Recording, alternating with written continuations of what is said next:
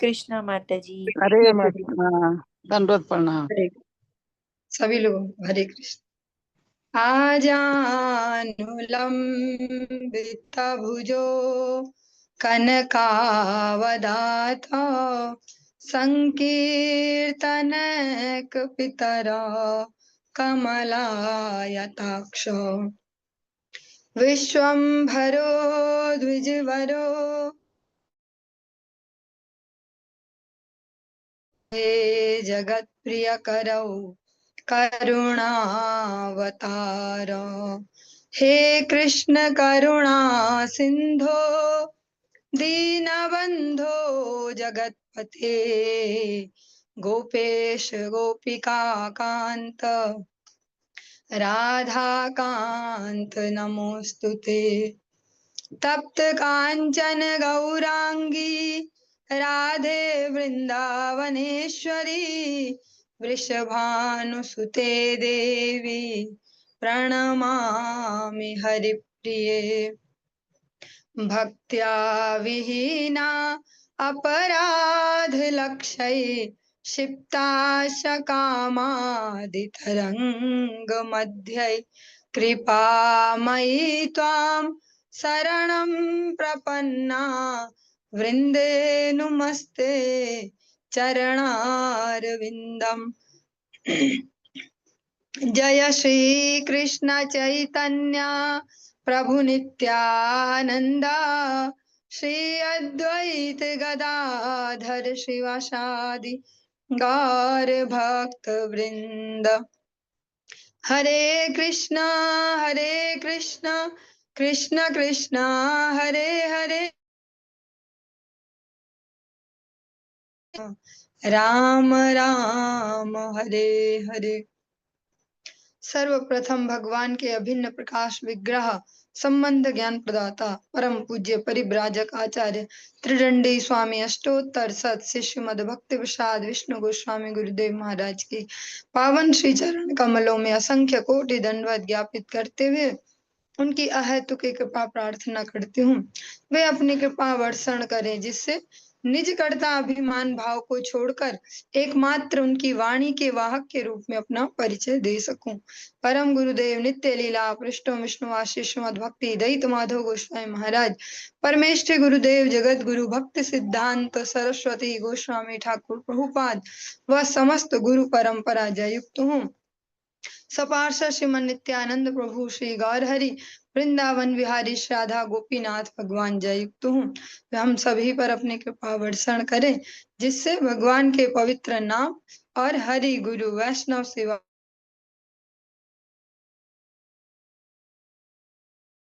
स्निग्ध हो सके। आज हम श्रवण करेंगे ग्रंथराज श्रीमद् भागवतम के अंतर्गत हम दसम स्कंद को श्रवण कर रहे हैं जिसमें भगवान श्री कृष्ण की जो लीलाएं हैं उनको संक्षेप में संकलित किया गया है। ऐसा नहीं कह पाएंगे, संपूर्ण संक्षेप में संकलित किया गया है और उसको हम श्रवण कर रहे हैं। दसम स्कंद के अंतर्गत जो 63वां 63 जो चैप्टर है अध्याय, इसको हम श्रवण कर रहे हैं और इसके भी अंतर्गत जो बहुत ही सेंसिटिव सा प्रसंग है वाणासुर और भगवान श्री कृष्ण का युद्ध, या कहें वाणासुर के जो रक्षक के रूप में भोलेनाथ और भगवान श्री कृष्ण का युद्ध, कितना सुंदर सा जो प्रसंग है हम श्रवण कर रहे हैं। आज इसको हम 35वें श्लोक से इसको प्रारंभ। नमो भगवते वासुदेवाय ओम नमो भगवते वासुदेवाय ओम नमो भगवते वासुदेवाय। नाभिर्नभो अग्निर्मुखम्बुरेतो द्यः शीर्षमासाः श्रुते रंगे रुर्वी चंद्रो मनो यस्य दृगर्क आत्मा अहम जठरो समुद्रो जठरं भुजेन्द्रः रोमाणि यस्य सदयो अम्बुवाः केशा विरिच्यो धिषणा विसर्गः प्रजापतिर्हृदयं यस्य धर्मः स वै भवान् पुरुषो लोककल्पः। इस श्लोक को हमने थोड़ा सा कल श्रवण किया भी था, फिर से एक बार कर रहे हैं। कल की कक्षा इंटरनेट की वजह से बाधित हो गई थी, तो आज फिर वहीं से प्रारंभ कर रहे हैं। अब भोलेनाथ अब भगवान की स्तुति कर रहे हैं। भगवान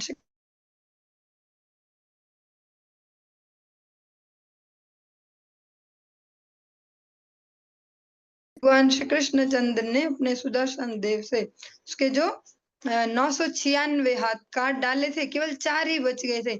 इतने में शिव जी अपनी मूर्छा से जागे और फिर उन्होंने उसकी रक्षा के लिए भगवान से प्रार्थना की कि भैया ये मेरे शरणागत है। तो शरणागत कैसा भी हो, शास्त्र कहते हैं शरणागत को पालना पड़ेगा, झेलना पड़ेगा। ऐसा इस प्रकार से भी कहते हैं संत जन कि अपने लगाए कांटे के पेड़ को भी खुद नहीं उखाड़ा जा सकता, भले ही कांटा चुभेगा पर हम नहीं लगाया था।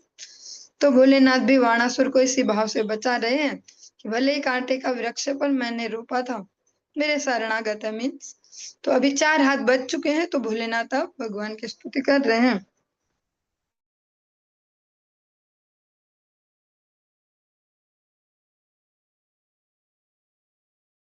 इंद्रिय है जिनको हम कान कहते हैं सरल भाषा में। औषधि पौधे आपके शरीर के रोए हैं तथा जल धारक बादल आपके सिर के बाल हैं। पृथ्वी आपका पांव है, चंद्रमा आपका मन है, सूर्य आपकी दृष्टि, जबकि मैं आपका अहंकार हूँ। समुद्र आपका उदर है, जो इंद्र हैं देवताओं के सम्राट, इंद्र आपकी भुजा है, ब्रह्मा जी आपकी बुद्धि है, प्रजापति आपकी जनन इंद्रिय जिनसे सृष्टि का विस्तार आप करते हैं, और धर्म आपका हृदय है। असल में आप आदि पुरुष हैं, संपूर्ण लोकों के सृष्टा हैं। कल भी हमने श्रवण किया कि भोलेनाथ भी यही कहते हैं कि आदि पुरुष गोविंद हैं। ब्रह्मा जी भी यही कहते हैं गोविंदम आदि पुरुषम तमहम भजामि। बस हमको एक कंफ्यूजन है कि शिव जी है शायद आदि। ये हमने एक सीरियल में देखा था बचपन में, माँ सीरियल आता था, वहां पे तो कहते हैं जो शिव जी की शक्ति है वही आदि है, उनसे शिव जी ब्रह्मा जी विष्णु सब निकले। जो बचपन से हमने सीरियलों को ग्रंथों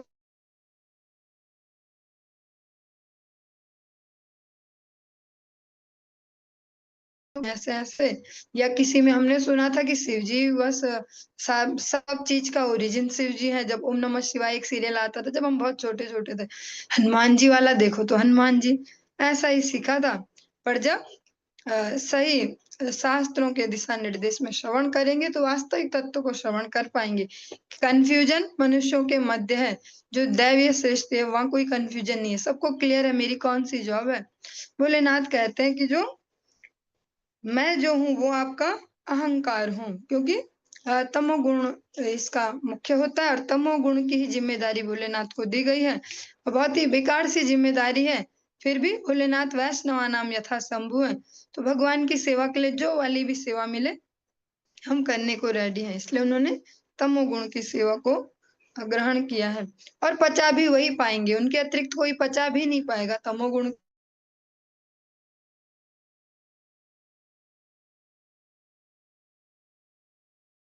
भगवान के नाम जप करना, स्तुतियां करना, वो भोलेनाथ को सबसे ज्यादा प्रिय है। सबसे सेंसिटिव अगर ये देखते हैं स्तुतियों में तो राधा कृपा कटाक्ष बहुत ही सेंसिटिव है। हम बस सुनकर उसको या पढ़ के बढ़िया सा लगता है। कदा करिष्यसि हमम कृपा कटाक्ष भाजनम, बरसाना भी जाएंगे तो पढ़ेंगे कदा करिष्यसि हमम कृपा कटाक्ष भाजन। पर उसको जो गाने वाले हैं वो मूल जो उसको जिन्होंने इस जगत में दिया वो भोलेनाथ है। ये बहुत सेंसिटिव सा संदेश है जिसको समझ पाना पचा पाना बहुत मुश्किल है, और उसके शब्दों पे जाएंगे तो पागल ही हो सकते हैं। इसलिए बस पढ़ें और सुने, बस मीनिंग पे अभी हमारा अधिकार नहीं है। भोलेनाथ इतने स्तुति प्रिय हैं, अपने 5 मुख से भगवान के स्तुतियों को गाते हैं। राधा रानी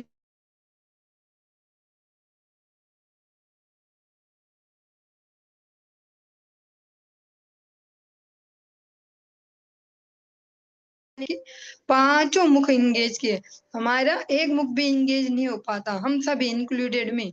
हम थक जाते हैं, 1-2 सुनादी हो गया, कभी बोल दी हो गया, लेकिन उनके लिए 5 मुख भी कम पड़ जाते हैं, इसीलिए वो वैष्णवा नाम यथा संभव। इसीलिए इतने सारे जो कंफ्यूजन है वो शिव जी को लेके ही होते हैं। ब्रह्मा जी से किसी को कंफ्यूजन नहीं है कि ब्रह्मा जी और भगवान में कौन बड़ा कौन छोटा। ब्रह्मा जी भी तो भगवान जी है, उनको लेके किसी को कंफ्यूजन नहीं है, भोलेनाथ को लेके है।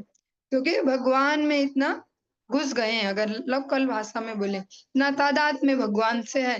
तो भगवान जैसे ही है, मतलब भगवान है, भगवान नहीं है, पर समझना मुश्किल है। जैसे गुरु तत्व है, भगवान है, भगवान नहीं है। अब पिछले साल की जो नवद्वीप परिक्रमा में हरिहर क्षेत्र में गुरुदेव अपने मुख से इस प्रसंग को उन्होंने अच्छे से क्लियर किया कि गुरु भगवान है, पर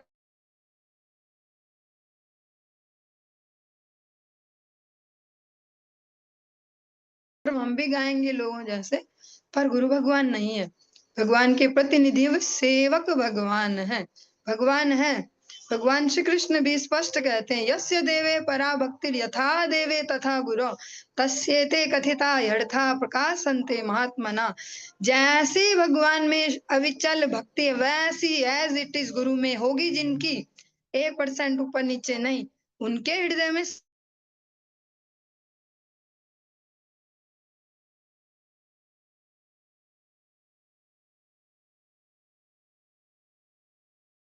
अपने निचोड़ को दे देंगे।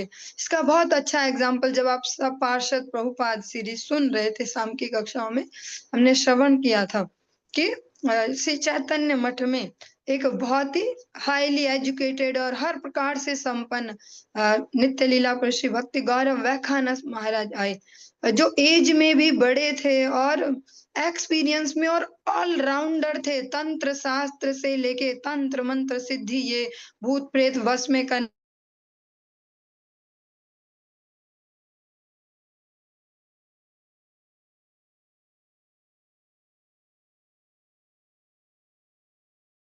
है, ऐश्वर्य भी खूब सारा है, कोई कमी नहीं थी। ऐसे व्यक्ति भी जब जगत गुरु भक्ति सिद्धांत तो सरस्वती गोस्वामी ठाकुर प्रभुपाद के पास आए शरणागति लेने, आप हरि कथा सुनाइए ना मुझे। बोलते अच्छा, वो जो है ना, वो जो माली की वहां पे सेवा कर रहे हैं ना प्रभु जी, वो बढ़िया हरि कथा कहते हैं, आप उनसे सुनो। तो कैसे जाते हो, एक माली मुझे सुनाएगा, मैं इतना हाईली एजुकेटेड ऑलराउंडर धुरंधर हर फील्ड में, कोई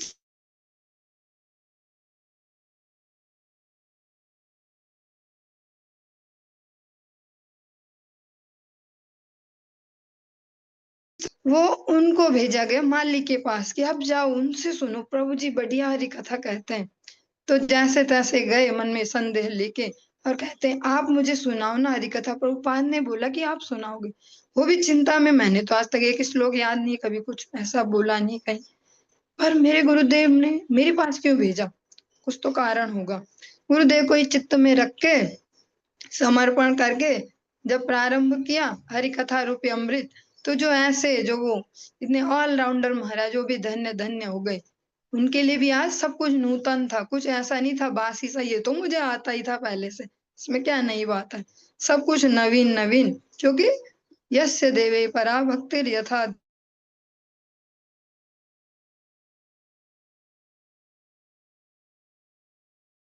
ने फिर आगे उनका यश और वो सब भी देखा, तब जाके उनका पूर्णतः समर्पण हुआ प्रभुपाद जी के श्री चरणों में। जो हृदय है, जो अहंकार है, उसको तब वो दे पाए जब उनसे हरि कथा सुनी। तो जो भोलेनाथ है, वो भगवान से इतना तादाद में है उनका कि आजकल सावन जो चल रहा है इसमें तो कुछ सुना नहीं सकते किसी को, कुछ नहीं, बिल्कुल हाई लेवल पे भोलेनाथ ही भगवान है भैया, कुछ मत बोलना बस। और तो वो इसीलिए है क्योंकि उनका इतना समर्पण है भगवान में। प्रैक्टिकली हम उनके अलग अलग जो आचरण है, जो लीला है, उनमें देख सकते हैं भगवान के प्रति समर्पण। भगवान के लिए बंदर बनने को भी तैयार है कि भैया, हनुमान जी के रूप में, कि बंदर बन के भी मेरे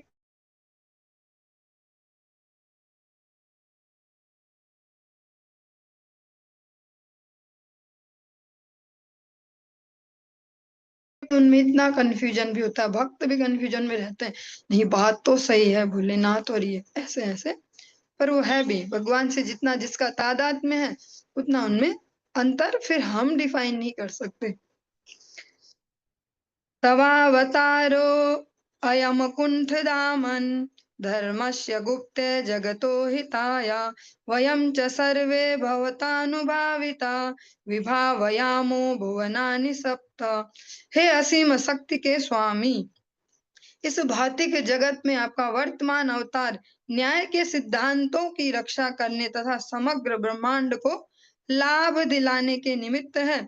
हम में से प्रत्येक देवता आपकी कृपा तथा सत्ता पर आधारित है और हम सभी देवता 7 लोक मंडलों को उत्पन्न करते हैं। हम जो कुछ भी करते हैं वह आपकी कृपा से करते हैं, वह कोई कंफ्यूजन नहीं है।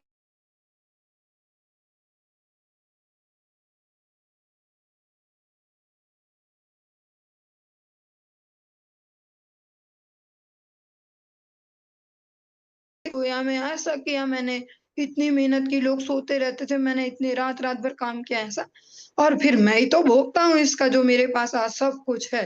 हाँ, मेहनत मैंने की, लेकिन भोलेनाथ कहते हैं जो भी हमारा आज वर्चस्व दिखता है, जो हमारी जो कह सकते हैं एक प्रकार की भगवत्ता है मनुष्यों के मध्य की, ये भगवान जी, कोई इंद्र जी को ही भगवान जी मार रहे हैं, कोई चंद्र जी को, कोई सूर्य जी को, ऐसे ऐसे, कोई अग्नि वरुण, वो सब आपकी कृपा से और आपकी सत्ता पर आश्रित है, अभी भी स्वतंत्र नहीं है। और यही हम 10 नामापराधों में भी श्रवण करते हैं कि जो अन्य अन्य देवता हैं उनमें भगवान से पृथक ईश्वर बुद्धि करना कि नहीं, ठाकुर जी तो है ना, पर वो तो है ही ना, वो भी तो भगवान जी है, ऐसा। तो वो जो पृथक ईश्वर बुद्धि है वो भी नाम अपराध के अंतर्गत है। वो भगवान के सेवक हैं, उसी भाव से उनको लेना, उसी भाव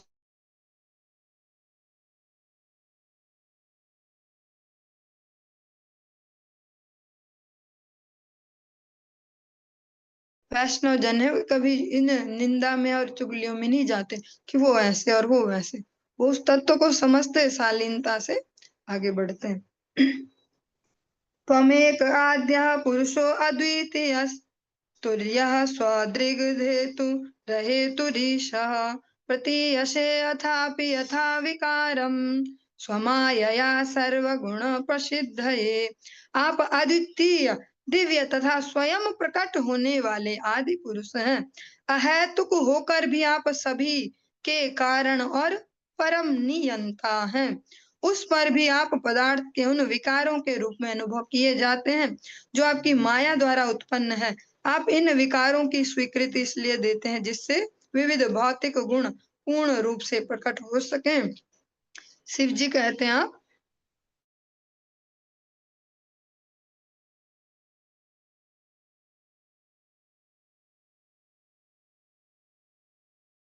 गोविंदम आदि पुरुषम तम हम भजामी। ऐसा ही भगवान श्री कृष्ण अपने मुख से भी कहते हैं, अहम आदिश्य मध्यम चा भूतानाम अंत एव चा। भगवान भी कहते हैं मैं आदि हूँ, मैं मध्य में ही अंत। और अन्य जगह भगवान स्वयं कहते हैं पिता हमस्य जगतो माता धाता पितामह। मैं ही सबका दादा भी हूँ, माँ भी मैं हूँ, पिता भी मैं हूँ, सबका जिसका भी खोजने जाओ फाइनली मैं ही मिलूंगा। और सबके आदि कारण, सर्व कारण कारणम। सभी को आपको श्लोक याद भी होगा, सभी भक्तजन स्पेशली इस श्लोक को सभी को याद होता है। ईश्वरा परम कृष्णा सच्चिदानंद विग्रह अनादिरादि गोविंद सर्व कारण कारणम। भगवान श्री कृष्ण इसको अपने मुखारविंद से भी कहते हैं, अहम सर्वस्य प्रभवो मत्ता सर्वम प्रवर्तते। मुझसे उद्भूत हुआ है सब कुछ, कुछ ऐसा अलग से नहीं हो गया कि मैंने तो नहीं बनाया था और खुद ही आ गया, ऐसा। और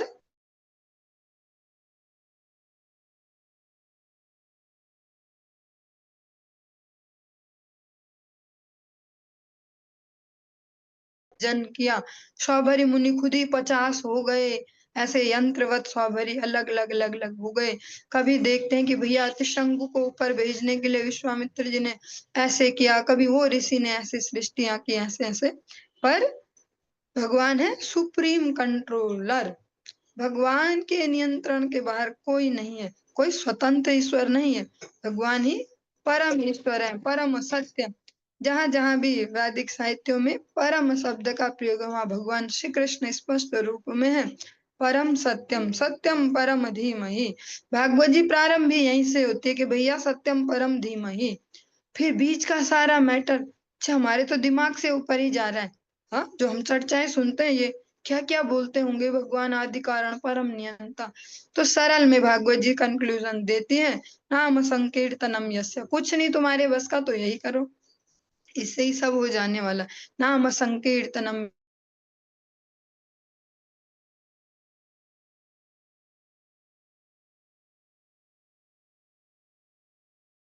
फिर भगवान को सरेंडर करके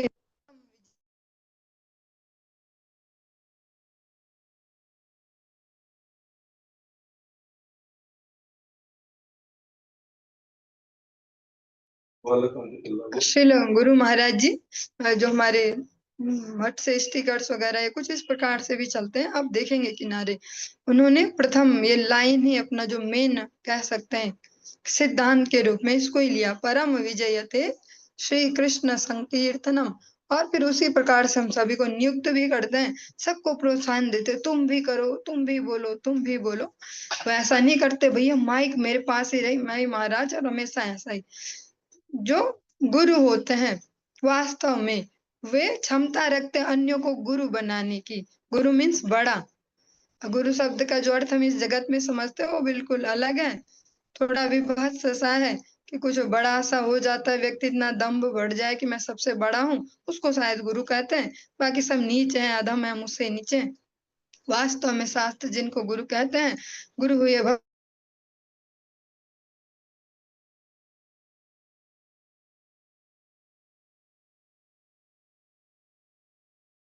हम श्री गुरु महाराज के चरित्र में भी देखते हैं कि सबको गुरु बना रहे और सबको गलतफहमी होती जा रही है, हम भी गुरु हो गए, हम भी गुरु हो गए, क्योंकि गुरु उनमें ऐसी हवा भरे कि तुम भी गुरु बनो, तुम भी गुरु बनो।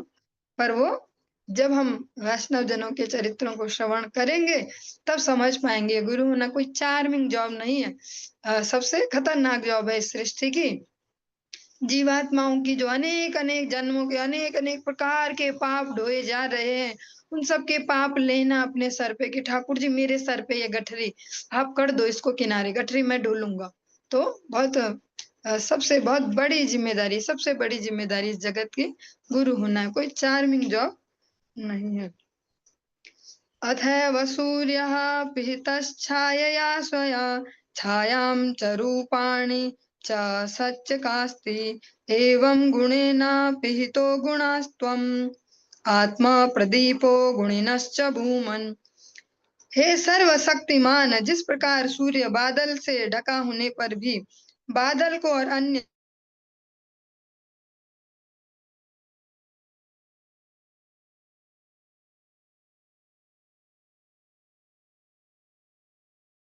तो गुणों को उन गुणों से युक्त जीवों सहित प्रकट करते हैं। शास्त्र की भाषाएं क्लिष्ट हो सकती हैं क्योंकि हमारी विचार शक्ति अब इस कलयुग में और कम हो गई है। अगर हम शुद्ध से हिंदी के भी वर्ड नॉर्मली भी सुनेंगे तो लगेगा क्या बोल रहे हैं ये। सीन ऐसा है आज के समय में, प्रैक्टिकली मैं तो स्वयं बच्चों के साथ भी देखती हूँ, हिंदी उनको इंग्लिश से समझानी पड़ती है, इसका मतलब क्या होता है, फिर एक इंग्लिश का शब्द बताना, बेटा इसकी मीनिंग नहीं है। तो पहले चलता था इंग्लिश की मीनिंग बताई जाती थी हिंदी में, अब चलता है हिंदी की मीनिंग इंग्लिश से समझाओ। तो फिर शास्त्र की वाणी और ज्यादा वैसी है, पर हम सरलता से जैसे समझ पाए ऐसा प्रयास करते चलेंगे। जैसे कभी ऐसा दिन होता है, किसी दिन बहुत सारे बादल लगे हुए हैं, सूर्य तो नहीं दिख रहा ना, पर बादल कैसे दिख रहे हैं हमको फिर, क्योंकि दिखता तो हमें उजाले से ही सब कुछ, अंधेरे में तो हमें कुछ नहीं दिखता। जब वो सूर्य का जो प्रकाश है, जो उजाला है, जैसा एक प्रैक्टिकल सा एग्जांपल लेते हैं। फ्लैट खरीदने अगर आप जाएं, फ्लैट खरीद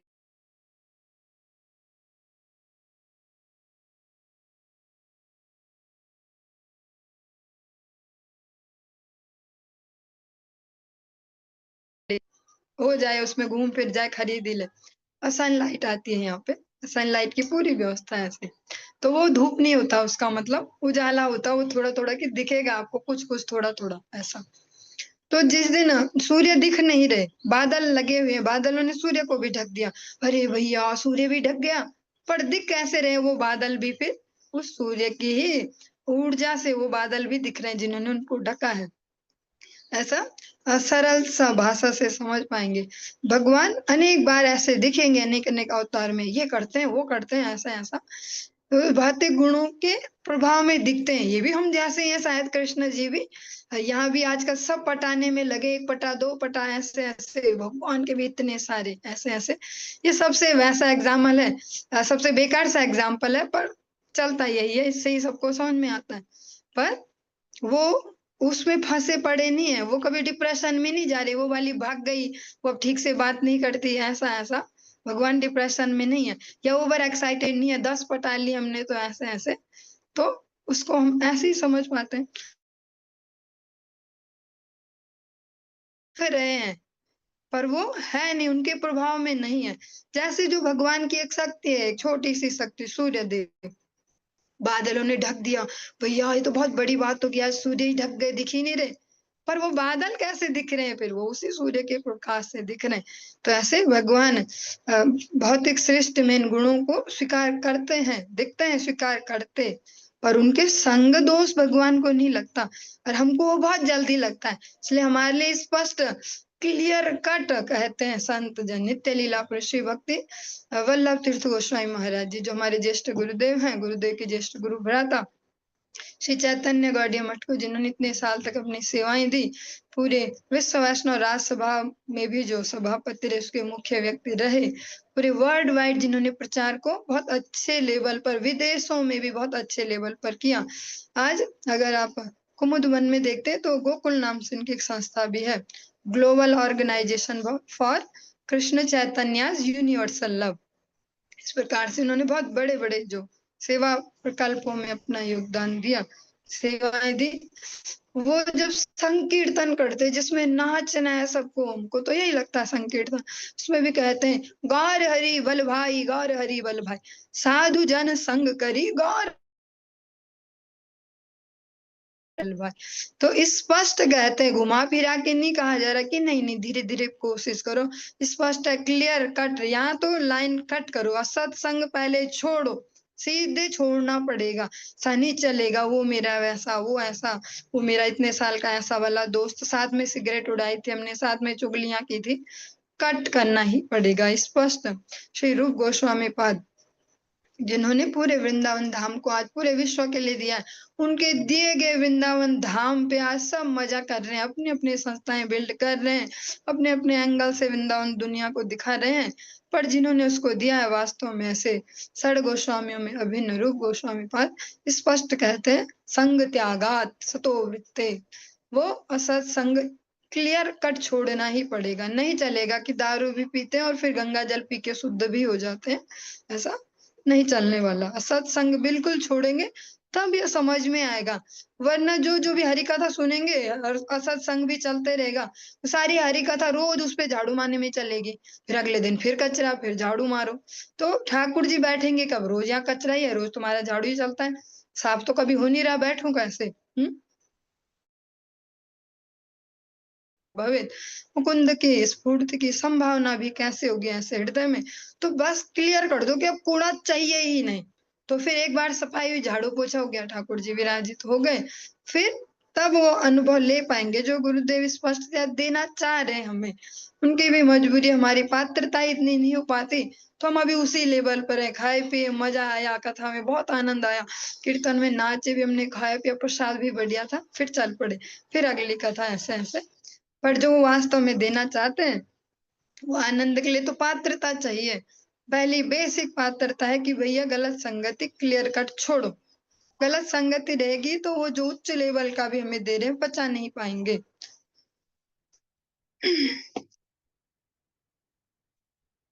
यन्माया मोहित धियः पुत्रदार गृहादिषु उन्मज्जन्ति निमज्जन्ति की माया से मोहित बुद्धि वाले अपने बच्चों, पत्नी, घर इत्यादि में पूर्ण रूप से लिप्त और भौतिक दुख के सागर में निमग्न मनुष्य कभी ऊपर उठते हैं तो कभी नीचे डूबते हैं, गोते खाते रहते हैं, ऊपर नीचे, ऊपर नीचे, आपकी माया से जो मुग्ध हैं। अगर हम प्रैक्टिकली भी देखें एक मनुष्य के जीवन को, चाहे वो किसी भी एंगल से, किसी भी लेवल पर, किसी भी फील्ड में कितना हाई लेवल पर भी पहुंच जाए, पर उसके जीवन में भी हर दिन एक नया झमेला है, हाँ, जैसे अनेक बार आप एग्जाम्पल सुनते हो, ऐसे कुछ बुक्स हैं फॉरेन राइटर्स की, उनमें एग्जाम्पल भी उन्होंने बढ़िया बढ़िया चुन चुन के डाले हैं कि भैया अमेरिका के एक राष्ट्रपति थे, बहुत फेमस, नाम नहीं ले रही उनका, वो अपनी किसी मीटिंग में भी है जिसमें विश्व की अनेक समस्या, अपने देश की बड़ी समस्या पे चिंतन कर रहे हैं, तो धर्मपत्नी यही सोच रही है कि भैया मेरे तो दांत में दर्द है, डेंटिस्ट के पास भी आप ही ले जाओगे, पति तो आप ही हो। ऐसा, ये मैं कोई हवा में बातें नहीं कर रही, ऐसी बुक्स हैं, नाम भी बता सकती हूँ, पर फिर आप भी पढ़ने चले जाएंगे, फिर वहीं लग जाएंगे, गीता छोड़ के, भागवत छोड़ के, कि माता जी ने बोला था वो वाली बुक। ऐसा, तो वो तो व्यवहार से संबंधित कुछ बुक है, तो उसमें ऐसा एग्जाम्पल दिया गया जो ह्यूमन साइकोलॉजी, पर स्पष्टतया यही यहाँ पर कहा जा रहा है, ये भोलेनाथ स्तुति कर रहे हैं कि जो आपकी माया से मुग्ध है और रोज अपने ही झमेलों में पूरा जीवन खपाता आदमी, मेहनत करता है, सो कॉल्ड गधों जैसी, कुत्तों जैसी, ऐसे।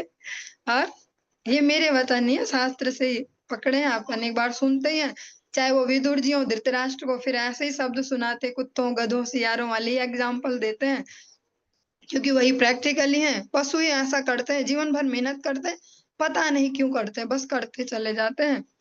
ऐसे ही मनुष्यों का भी बिल्कुल ऐसा ही जीवन चल रहा है, रात दिन लगे हैं, छोटी छोटी जो समस्याएं भी नहीं है उनको भी समस्या बना बना के उनको सॉल्व कर रहे हैं, वो करे, आज ये वाली सॉल्व कर दी, आज वो वाली सॉल्व।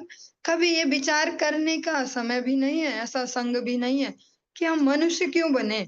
मेहनत तो फिर गधा भी कर ही रहा, तो गधा बनना ज्यादा बेटर था, कोई टेंशन तो नहीं थी रिजल्ट की कि लॉस हो रहा कि प्रॉफिट हो रहा है। ऐसा, हम मनुष्य क्यों बने, ऐसा विचार करने का भी समय नहीं है मनुष्यों के पास। वे रात दिन अपने इन्हीं सुख दुखों में ऊपर नीचे गोते खाए जा रहे हैं, आपकी जो माया से मुग्ध है। और फिर क्वेश्चन उठेगा कि भैया बाहर कैसे निकले, बाहर ऐसे ही निकले। प्रैक्टिकली अगर कहें, क्या, एक सजा धजा सा अगर लाइन में बोलना चाहूँ तो होगा, मम माया दुरत्या मामेयो प्रपद्यन्ते। पर अगर प्रैक्टिकल एग्जांपल देखें, प्रैक्टिकल सॉल्यूशन, वो है भगवान के भक्तों की सेवा। वो भी नहीं चलेगा, मामेयो ये प्रपद्यन्ते, मामेयो ये प्रपद्यन्ते सिखाएगा कौन, कैसा होता है मामेयो ये प्रपद्यन्ते।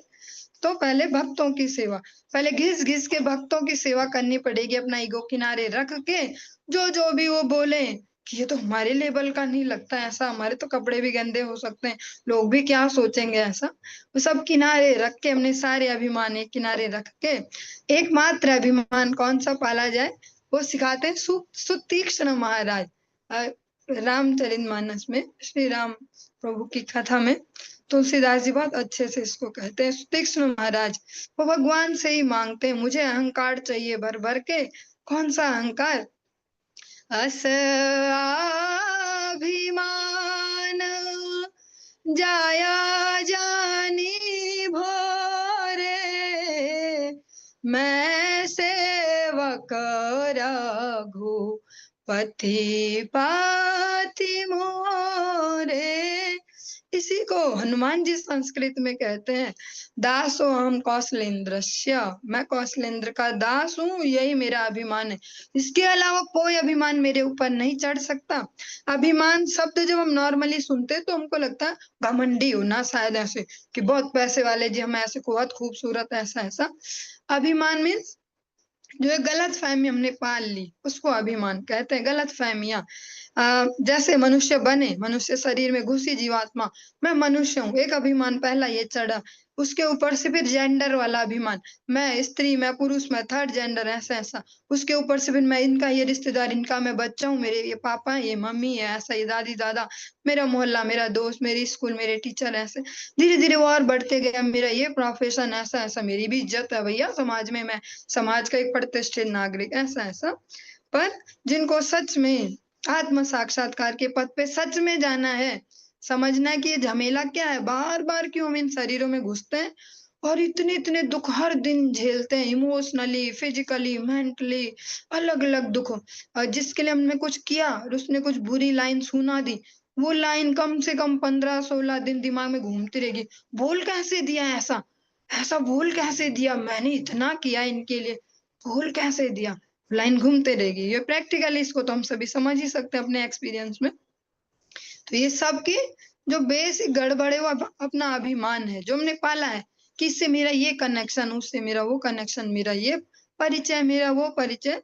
तो एक बहुत सुंदर सा ग्रंथ है, बेसिक सा। अपन एक बार नाम सुनते हैं, फिर एक बार चर्चा करते चलेंगे। और मन तो कुछ ऐसा बन रहा है कि अब सायंकालीन कक्षा में प्रारंभ कर सकते हैं। श्री जैव धर्म भक्ति विनोद ठाकुर जी ने बहुत प्रैक्टिकल से ग्रंथ दिया। बहुत ही हैवी भी है, पर बहुत ही सरल भी है, अगर समझ पाए गुरु वैष्णव के अनुगत्य में। जैव धर्म सारी गलत फहमियां जो ये कही जाती हैं, सारे अभिमान दूर कर देता है।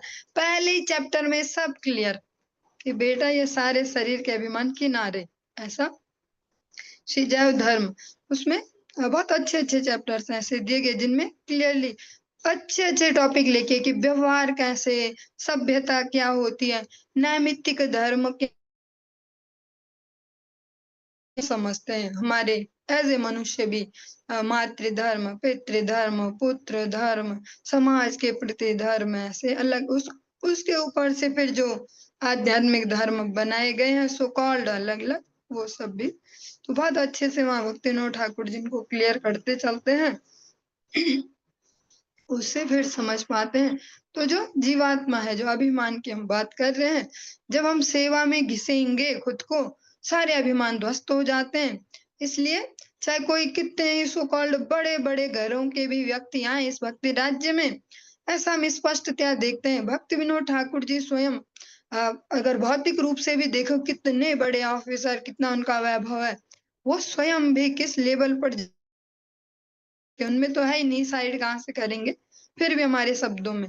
और जो उनके शिक्षा शिष्य हुए जगत गुरु भक्ति सिद्धांत सरस्वती गोस्वामी ठाकुर प्रभुपाद, पुत्र रूप में भी जो उनके घर में आए हैं, पर उनके शिक्षा शिष्य के रूप में अपना परिचय देते हैं। अगर उनको भी देखें, सारे अभिमान किनारे रख के, मैं ज्योतिष का इतना प्रकांड विद्वान, संस्कृत पे मेरी इतनी पकड़, उस सब्जेक्ट पे इतनी पकड़, मैं ऐसा मैं वैसा, राजपुत्रों तक जो ट्यूशन पढ़ा चुके हूँ कि भैया हाथ जोड़ के ले गए कि पढ़ाइए, कुछ समय में वहां से भी छुटकारा कि भैया ये नहीं हमारे लिए, हम आगे बढ़े।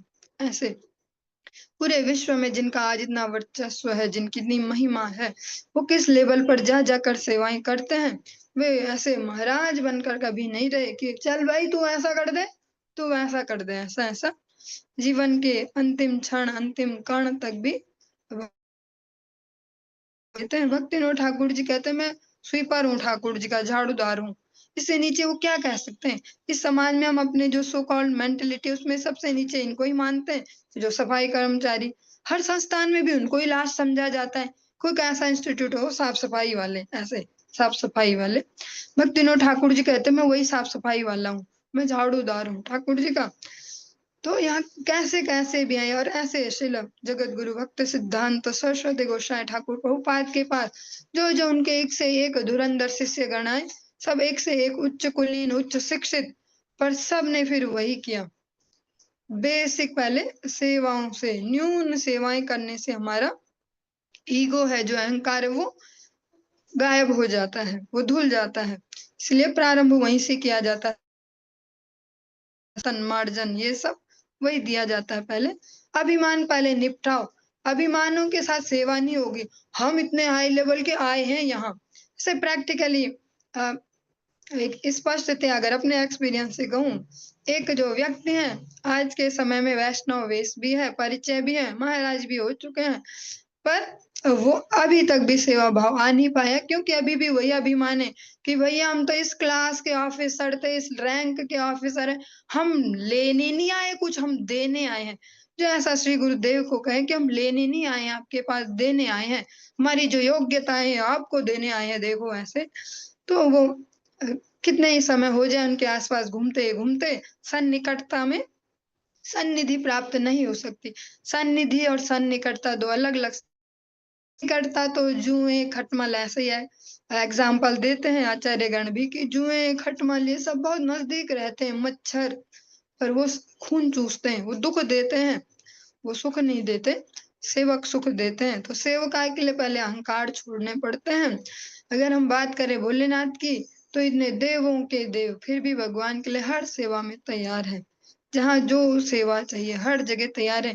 तमोगुण की सेवा भी जो ले लेते हैं, एड्रेस भी अगर शिव जी का देते हैं तो कितना गंदा सा देते हैं, भूतनाथ है जी शिव जी, तो भूतनाथ है, कोई इतनी अच्छी बात थोड़ी ना, वो एड्रेस भूतनाथ है, भूत है मतलब इनकी टीम में, पर भगवान के लिए वो भी उन्होंने अंगीकार किया है। जब कितने शुद्ध वैष्णव है फिर भी भूतनाथ उनको कहते हैं सब, पर भगवान की सेवा के लिए वो भी आवश्यक है। तो जो बाकी जो बात है ये माया से मोहित बुद्धि से दूर होने की, जिसके कारण हमारे सारे दुख हैं जीवन में जो जो भी हैं, फिजिकल मेंटल सारे दुखों की जड़ जो है वो सेवा से जाएगा। जब सेवा में घिसेंगे, सेवा जब हमारे सारे अहंकारों को दूर कर देगी। इसीलिए यहाँ पहले भिक्षा में लगाते हैं। भैया दीक्षा हुई, पहले ही सेकंड में दीक्षा के बाद जा भिक्षा मांग के ला। कितना ही हायर लेवल का ऑफिसर है पर दीक्षा हुई तो जा भिक्षा मांग के ला, क्योंकि ईगो फिर थोड़ा किनारे होगा जब झोली फैलानी पड़ेगी ऐसे, चाहे एज ए रीति ही, एज ए रिचुअल ही, पर ऐसे झोली फैलाओ तो सही, फैलाओ तो फिर अभिमान दूर होंगे। अभिमान के साथ सेवक कहाँ बन पाएंगे। जीवेर स्वरूप है कृष्णेर नित्य दास, और अभिमान लेके जाएंगे सज धज के ऐसे ऐसे ने सारे दुनियादारी अभिमान लेके सेवक कहाँ बन पाएंगे। सेवक बनने के लिए ईगो किनारे छोड़ के और सेवकाई करेंगे, तभी आगे बढ़ पाएंगे, तभी भक्ति राज्य को समझ पाएंगे। बहुत सुंदर सा वल्लभाचार्य जी भगवान को स्तुति कर रहे हैं, एक प्रकार से टोंट मार रहे हैं, गाली सुना रहे हैं कि आप कितने बड़े चोर हो। उसमें भी थर्ड स्टैंजा में कहते हैं, अकिंचनी कृत्य पदाशितं या करोति भिक्षुं पथि गेहहीना केनाप्यहोभिः सञ्चारयिदृक् दृष्टाश्रितो वा न जगत्त्रयेऽपि। ये बड़े चोर हो ठाकुर जी, जो बेचारा ईमानदारी से आपको समर्पण करता है, आप क्या करते हो उसके साथ, क्या व्यवहार करते हो, उसका धन मान सब किनारे करके अकिंचनी कृत्य पदाश्रितम करोति भिक्षुम पथ गे है ना, उसका घर बार सब छुड़ा के रास्ते का भिखारी बना देते हो, आप इतने बड़े चोर हो। धनम च मानम च तथेन्द्रियाणि प्राणान् हृत्वा मम सर्वमेव। वल्लभाचार्य जी बोलते हैं आपने मेरा सब छीन लिया, सब चुरा लिया, हमने टपा लिया, सब चोरी कर लिया, इतने बड़े चोर हो। धनम च मानम च तथेन्द्रियाणि, इंद्रियों के जो वेग है, अलग अलग जगह देख के जो हम एक्साइटेड होते हैं, वो बढ़िया ठेला खाने पीने का वहां भागो, वहां सुनने को बढ़िया वहां एक कंसर्ट चल रहा है, चलो ना परेड आज वो आने वाले हैं ऐसा। वो जो सब कुछ तथेन्द्रियाण इंद्रियों का भी जो जो भाग दौड़ है सब हमने चुरा ली। धनम च मानम च, सब चुरा लिया, जो जगत मेरी इज्जत थी सब कुछ।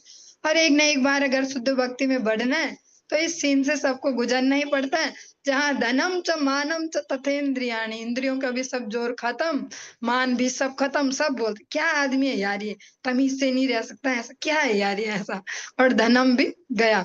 तो वो एक न एक बार तो वहां से जाना ही पड़ता है, बीज को एक न एक बार मरना ही पड़ता है। जो बीज डरेगा नहीं, मैं बनना तो चाह रहा हूँ ना वृक्ष, मैं चाहता हूँ लोगों की सेवा, मैं बहुत बड़ा पेड़ बनूं, फल दूं, छाया दूं, लकड़ी दूं, हाँ औषधियां दूं, खुशबू दूं, फूल दूं, पर ना मरने से डर लगता है।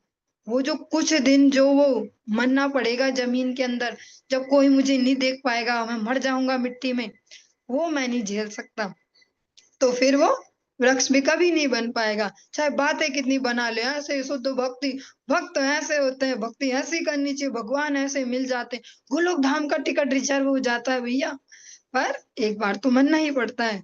जो ठाकुर जी को देंगे जीवन को कि पुनर्जन्म आप दो। ध्रुव जी की विमाता ने उनको यही बोला, मरना पड़ेगा बेटा तुझे, फिर मेरे गर्भ से आ।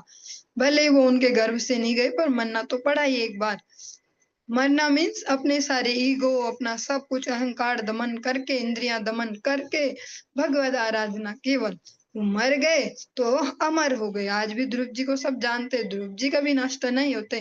प्रलय होगी, सब देव लोग सारे लोग जाएंगे, ध्रुव जी नहीं जाएंगे, क्योंकि वो एक बार मर चुके हैं, उन्होंने भगवान के लिए मर कर देखा है बचपन में ही, इसीलिए अब वे कभी नहीं मरते। नारद जी का भी देखें चरित्र, जो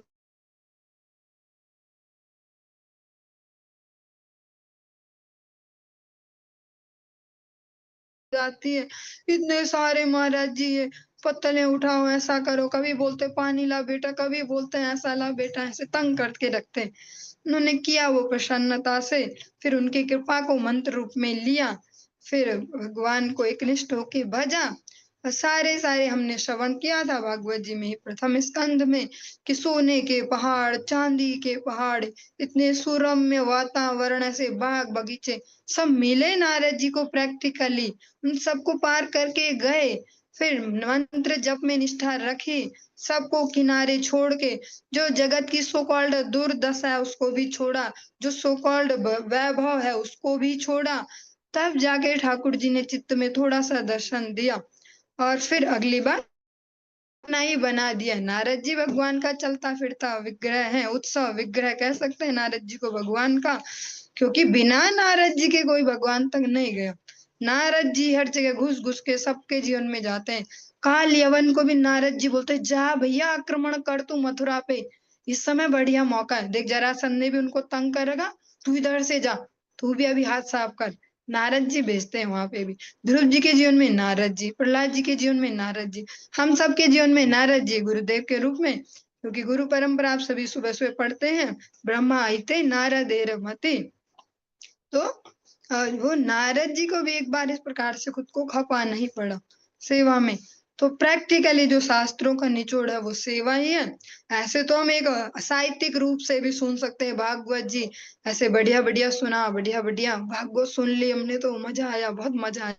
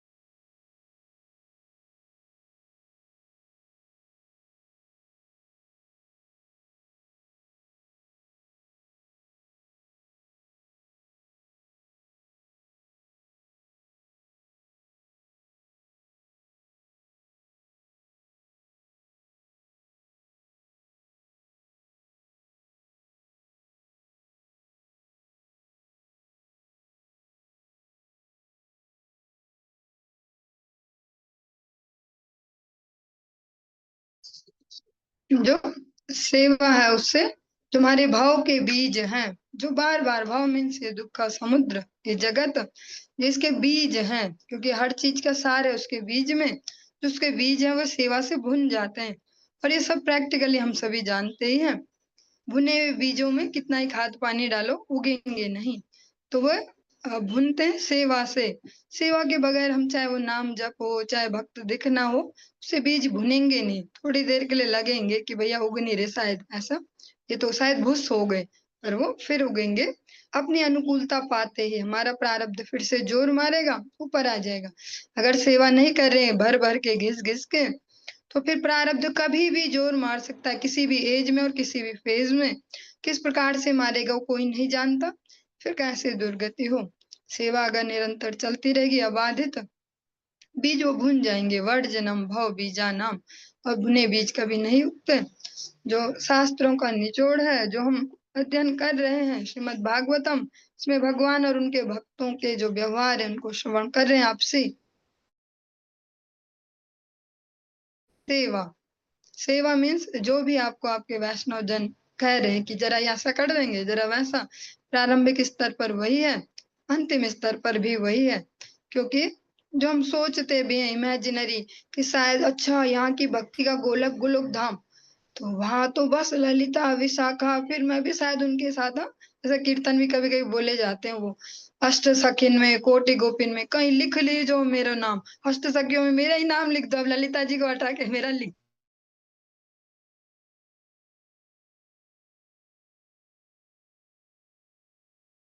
सेवा में होंगे, उनको उन गोपियों के अंतर्गत जो अलग अलग उनके व्यू है, फिर उनके अंतर्गत, और फिर ऐसे चेन चेन चेन जो चलती जा रही दासानुदास जो परंपरा है, उसमें कहीं उनको फिर स्थान मिलेगा उन सेवाओं में। श्री राधा कृष्ण गणोद्देश दीपिका रूप गोस्वामी जी का ग्रंथ है, उसमें स्पष्ट नष्ट सखियों की जो सेवा है उनको बताया गया, और बताया गया उनके नीचे जो जो व्यू चलते हैं अलग अलग, उस क्रम में वो ऐसे सेवकों की बढ़ती होती है। वो ऐसा नहीं होने वाला ललिता जी अब साइड, अब तो मैं ही ज्यादा बढ़िया हूँ शायद, गोपी ड्रेस पहन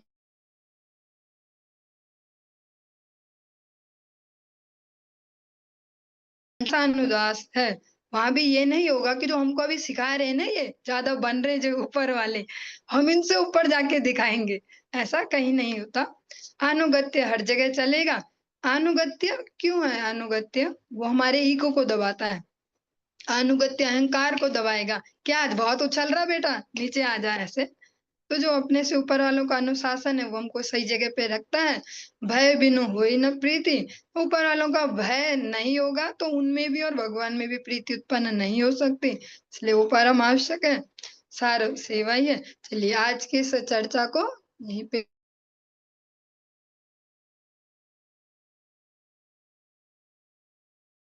कक्षा को भी यहीं पे